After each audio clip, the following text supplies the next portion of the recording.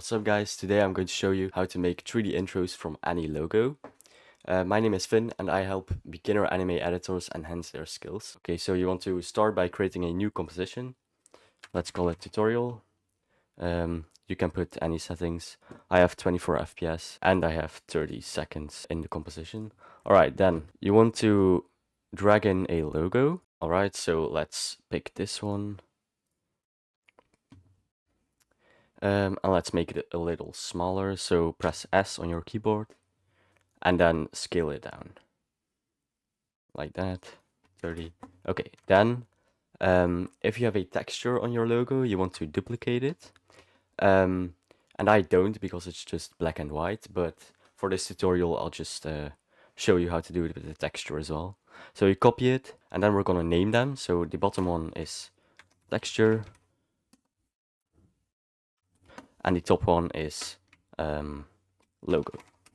Alright, then on the logo, we're gonna click layer and then auto trace. Okay, so here you're gonna see all these masks and you can change the settings here. So we'll keep it at alpha, don't invert it. Then blur, we keep it at 0. Then the tolerance you can change. If you make it higher, you can see that our lines will distort a little. But our logo is quite sharp, so we'll keep it at 2. Then minimum area, you don't need to change that. Then threshold, you also don't need to change that. You can tweak them and test it out, of course. Then corner roundness, I also just keep it at 50. So you just keep most settings default. Then you press OK. And then it will create all these masks. So that's good. And then we're gonna hide them. So texture and logo. Okay, hold Control and press Y. So we'll just call it element. Okay, so then we're gonna drag an effect called element on here.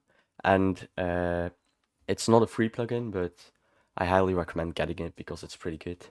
Then we're gonna go to custom layers, custom text and masks, and select this first drop-down menu. And then we're gonna go to logo and just close this one.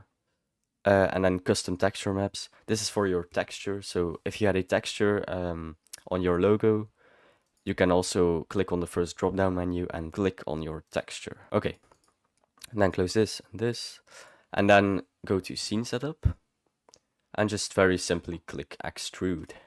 Okay, so now you have your 3D logo. It should look pretty good. Then you're gonna go to this arrow, click on bevel, and then extrude it with this setting here, the very first setting. A little thicker maybe. Yes, okay, like that. And then the other settings are not very important, but you could change them, like expand edges. It basically expands the edges, but you'll get all these artifacts and stuff, so not really a good thing to do. Then bevel size is how big your bevel is, so I'll just show you. Look, there's some kind of round corner here now. Then bevel depth is how far that is from your logo. We'll keep it at 1. Then bevel segments is how smooth your bevel looks. So now it's like a completely straight line. So we'll keep it at 3. So it still looks round. Then these settings are not really important. And then bevel backside, just make sure that there's a bevel on both sides. So here and here. Alright, then bevel outline is also pretty good. Or it just looks cool. So if you want to create something like this, you can. But we won't do this for this tutorial. Okay, then you're gonna go to the top right corner and click OK. So now your logo should appear and we can scale it down, but we'll do that in World Transform. You can go to World Scale and do that. You can also bring it farther from the camera. Like that. World Position Z. So something like this. Okay, now we'll close this and we'll go to render settings, then physical environment. And if you have like a background image, for example, you can make it that it fits your scene more. So you go to here and then for X YouTube banner, this is the background that I just dragged in. So now it looks more orange. You can also put this at 0 and then it will completely take the colors of your scene in the background. We won't do this, so we'll just keep it at 25 and remove the background. Then we're gonna go to lighting and add lighting. So you can just test these all out. I don't know, I like natural. It looks pretty good. And then you can go to additional lighting and here you can change the brightness.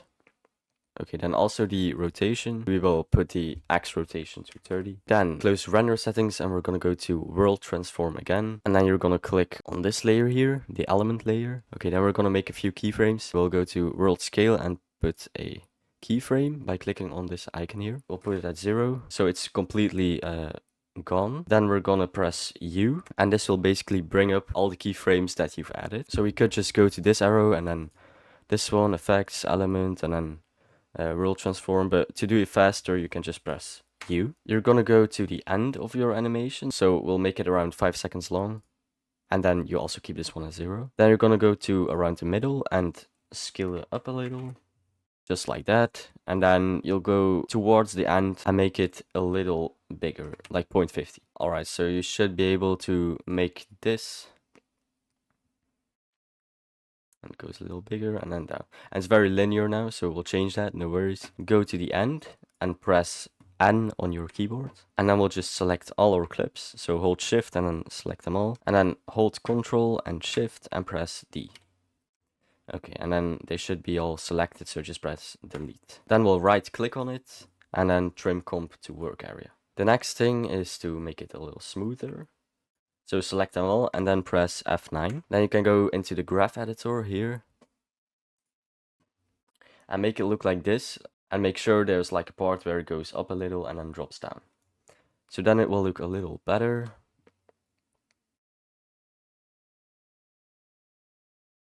And then it kind of bounces. So I'll just change this one. Alright, so it scales up very quickly and then it goes slow and then it bounces back. Okay, then we'll go to world rotation. So you can just slide your cursor across all these icons here, like that. So that's a little trick, you don't need to do it individually, you can just slide it. Oh, alright, then we're gonna press U again, and then all our keyframes will come up. So make sure we're on these 3 keyframes here. Then you can play around with it, so maybe like that, and then just see for yourself what looks good. And then go like that maybe. Okay, and then we'll select all of these and drag them to the beginning. Okay, then we'll go to the center again and just change them again.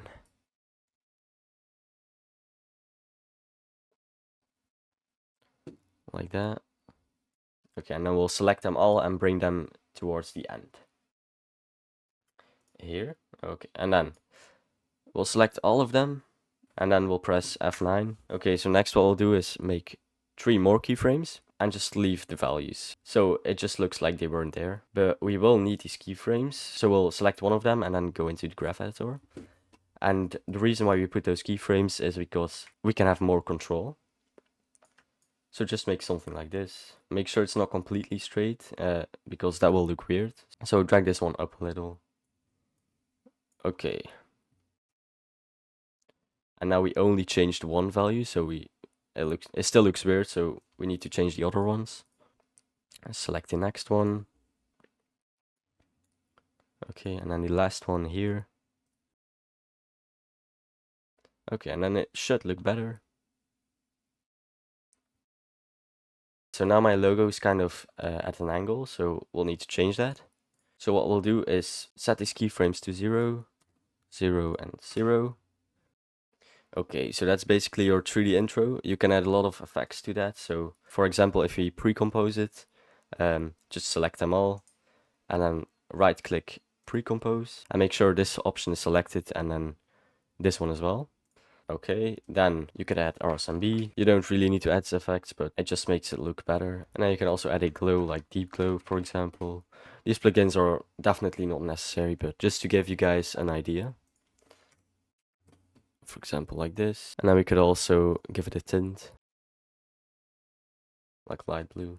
Alright, and then we have our 3D intro. It looks pretty good. Of course, you can add a lot of other effects, like particles and maybe some text, but yeah, for now, this is probably the hardest part. Okay, so yeah, hopefully you've learned a lot from this video. Make sure to check out the first link in the description to check out my After Effects editing coaching, and don't forget to subscribe. Bye bye.